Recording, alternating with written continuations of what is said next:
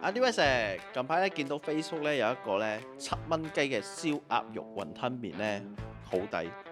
今日咧就嚟試一試呢個7蚊雞嘅燒鴨肉雲吞麵。地點咧就喺萬年坊嘅南亞天天好茶餐室啦。入到去咧有一個專賣燒臘雲吞麵嘅檔口咧，就係攞個檔口啦。嚟到呢度9點鐘啫，就差唔多賣晒啦，剩翻鴨肉嘅啫。快快嗱嗱咁咧，叫翻碟鴨肉雲吞麵啦。